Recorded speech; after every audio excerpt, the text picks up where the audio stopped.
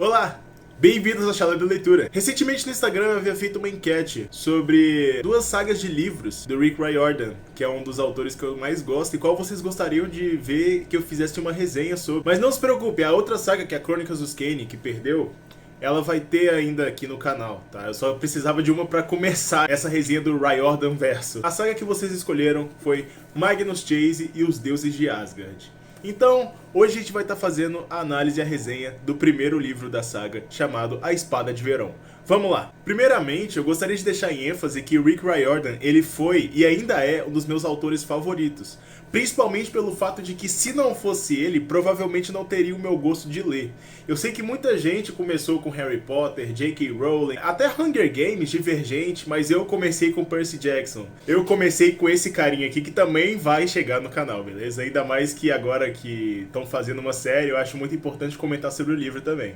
Mas enfim, eu comecei com esse carinha e ver o Rick Riordan chegar nesse nível aqui foi uma coisa fantástica. Depois do sucesso de Percy Jackson, Os Heróis do Olimpo, depois do Rick Riordan ter aproveitado todo esse contexto de mitologia grega e ter criado um universo fantástico em cima das crenças antigas, o tio Rick, ele revela pra nós as novas águas e pra onde que elas vão tomar o seu rumo. A mitologia nórdica, que, na minha opinião, é uma das melhores mitologias para se estudar, tanto em questão de detalhes, é muito rico em detalhes a mitologia, tanto em questão de crenças e culturas diferentes. Em comparação a outros costumes de outras mitologias, ela se destaca muito mais. Ela tem aquela coisa de, tipo, se você morrer em batalha, você vai ter um caminho melhor do que outras pessoas, e é muito interessante isso, sabe? Vale muito a pena você estudar, por mais que você não queira ler o livro em si. E a gente conhece Magnus Chase, um garoto de 16 anos, que perdeu a mãe recentemente e desde então mora na rua. Ninguém da família dele quis ajudar ele. Exatamente isso que vocês estão escutando. O interessante é que na cabeça dele, ele perdeu a mãe em um acidente por lobos.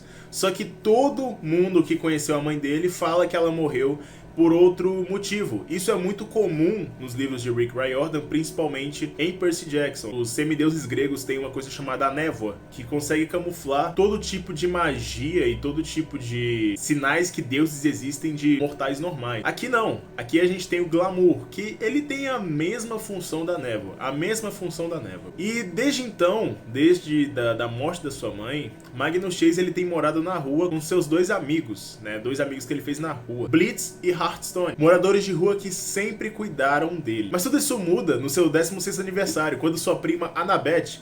Sim, se você leu esse cara aqui, você deve estar sabendo de que eu tô falando. E sim, Annabeth, ela é prima do Magnus. Não é à toa que os dois têm o nome Chase. Magnus reconhece a sua prima na cidade e escuta ela falando que ela estava o procurando. Mas Magnus sempre lembrou do que sua mãe havia lhe dito em um dos momentos, para não confiar em ninguém. Então ele acaba correndo. No entanto, ele acaba escutando que o Randolph, o tio rico dele, está procurando Magnus por algum motivo específico, e ele realmente não sabe o que é. Então, depois de muito tempo, sem saber nada da família dele, sem ninguém estar procurando ele, Magnus resolve dar um pulo na casa do tio, mas não para encontrar ele, e sim para vasculhar alguma coisa na mansão, como uma espécie de roubo ou algo assim, para entender o que está acontecendo. Chegando na mansão, o Magnus, ele encontra o tio dele esperando ele. Então o Randolph, ele sabia que o Magnus iria chegar. E sem muita enrolação, o Randolph revela a Magnus que tem pessoas atrás dele, que querem matar ele. E ele fica sem entender, porque ele nunca fez nada. E aí o Randolph, ele simplesmente olha pro Magnus e faz a seguinte coisa: seu pai é um deus nórdico. E é literalmente isso. Literalmente isso. O cara fica totalmente perdido, tipo assim...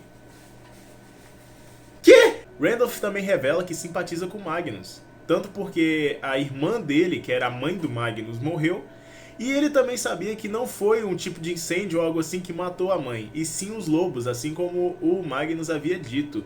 Então isso dá a entender que o Randolph, ele sempre soube da história, só que ele sempre foi um cara super desleixado que nunca foi atrás do Magnus. Isso é um pouco de cortar o coração, ter uma família que não vai atrás da pessoa. Magnus então aceita fugir com o Randolph depois de muita insistência do tio, na promessa de que ele ia revelar tudo pro Magnus. Mas primeiro, eles precisavam recuperar uma coisa específica. Randolph diz que existe um artefato do pai do Magnus no rio, e ele disse que esse objeto, na verdade, se chama Summerbrander, a Espada do Verão. Uma espada que Frey havia perdido há muito tempo e nunca mais procurou. Era como se ele não ligasse para a espada. Para quem não sabe, Frey é o deus da fertilidade, do sol, da alegria na mitologia nórdica. Então, isso dá a nos entender que Magnus é filho de Frey. Mas ele não sabe disso ainda. Então ele acaba recuperando essa espada do fundo do rio. Só que ela tá num estado deplorável, totalmente enferrujada, cheia de buraco. Enfim, não dá pra fazer nada com ela. E aí acaba que o Randolph revela ao Magnus que existe uma forma de restaurá-la. Mas antes que ele explicasse como fazer tal coisa, Surt, o líder dos gigantes de fogo, né, na mitologia nórdica, acaba interceptando Magnus porque ele também quer a espada pra ele. Ele não revela o motivo específico, quem tá por trás daquilo ou algo assim, mas ele quer a espada de qualquer forma. Ele vai procurar a espada, ele vai matar qualquer pessoa que estiver na frente dele para pegar a espada. Então Magnus corajosamente enfrenta Surt para proteger o seu time, proteger a própria existência dele e morre em batalha. Mas não sem antes deixar Surt realmente muito machucado. Era como se nesse momento uma força sobre-humana preenchesse Magnus. Em termos normais, um gigante nunca ia perder para um ser humano. Mas Magnus não é só um ser humano. Magnus morre, mas a vida dele não acaba ali. Ele acaba indo parar em Valhalla. Valhalla, na verdade, para quem não sabe, é um salão dos deuses governado por Odin. E só as pessoas mais corajosas mortas em batalha são levadas a Valhalla a partir da própria escolha de Odin. Mas a mitologia nórdica é um pouco diferente. Não são todas as pessoas que morrem que vão pra Valhalla, e sim as pessoas mais corajosas. Na verdade, eles falam que Odin, após uma batalha, ele mesmo vai ao campo de batalha e escolhe as almas que ele quer levar. No máximo 5 ou 6 ali de todos. Mas aqui o Rick Riordan ele deixa um pouco mais aberto aí, se vocês vão entender o porquê. De qualquer forma, eu acho interessante como que o Rick encaixa as mitologias e como que isso se dá início. Ele acaba criando uma nova mitologia a partir de outras mitologias antigas. Eu não sei se dá pra entender mais ou menos o que eu tô falando, mas Magnus, apesar de ser filho de Frey, ele não faz a mínima ideia de quem ele é e de quem é o pai dele. Após ele ser buscado no campo de batalha por Samira Alabas, que é uma valquíria a serviço de Odin, ele simplesmente foi levado a Valhalla, que, como eu havia dito pra vocês, o Rick acaba colocando uma forma diferente de mitologia e Valhalla acaba virando um hotel, não um salão de batalha ou algo assim, literalmente um hotel com 500, 600 quartos. Após o jantar, por meio da previsão das Nornas, que é basicamente as mulheres que tecem o seu destino, preveem o seu futuro na mitologia nórdica, ela é muito similar às Irmãs do Destino na mitologia grega. As Nornas acabam revelando a Magnus que ele é filho de Frey, deus da colheita, da alegria e tudo. Só que aqui que vem uma parte um pouco chata.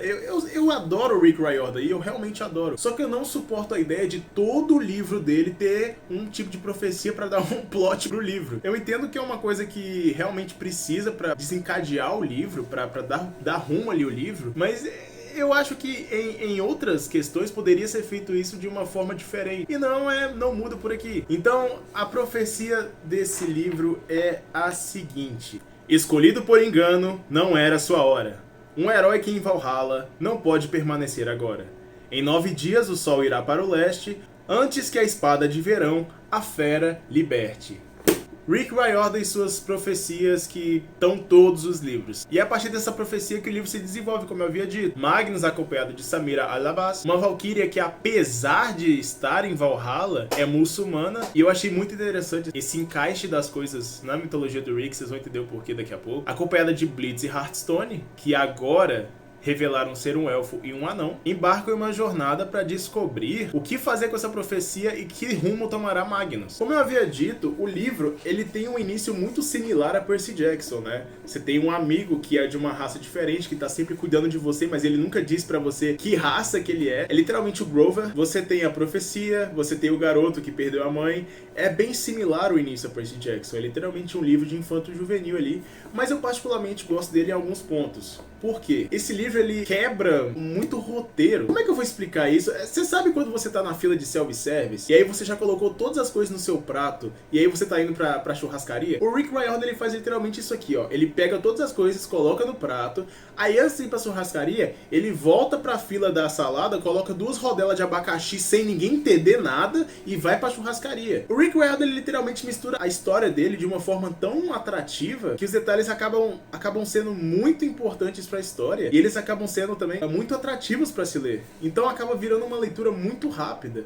Apesar de Magnus Chase ter 400 e poucas páginas, dá pra você ler muito rápido. Por que é uma leitura muito atrativa? Porque é o jeito que o Rick Riordan faz. É um livro cheio de ação, comédia, aventura, que não só o infanto-juvenil vai gostar, mas sim pessoas de todas as idades, né? À toa que eu tô aqui lendo. Realmente gostei muito dessa saga em específico. Outro ponto é a mistura de religiões que o Rick Riordan faz. Ele valoriza muitas religiões. A Samira é muçulmana, no entanto ela tá em Valhalla. Ele mostra em um certo ponto que não importa tanto a religião que você tem, de uma certa forma ou de outra você vai ser salvo. E se você realmente quiser ler, você lê em 2 dias. E eu tô falando sério, por mais que o livro seja um pouco grande, dá pra ler em 2 dias super tranquilo, porque como eu havia dito, é uma literatura muito leve mesmo. Aqui no Brasil, o livro é distribuído pela Intrínseca. Depois da Dark Side, a maioria dos livros que eu tenho e que eu leio é da Intrínseca. E na capa a gente tem o Fenrir, o lobo responsável pelo Ragnarok, que é o apocalipse nórdico. O próprio Magnus Chase, sim, ele parece muito Kurt Cobain. E no próprio livro, o Rick Riordan diz isso. E aqui a Samarbranda, que é a espada do Frey que o Magnus resgatou, já restaurada. Essa espada, na minha opinião, é o melhor personagem do livro. E se vocês lerem o livro, vocês vão entender o que eu tô falando. E aqui atrás, a Árvore da Vida, que eu não vou falar o nome porque eu acho muito complexo de falar. Aqui atrás, um resuminho pequeno, um atrativo muito interessante de todos os livros do Rick Riordan é porque ele sempre coloca um dicionário aqui atrás pra você ficar informado de todos os termos que ele faz, se você esquecer. Então,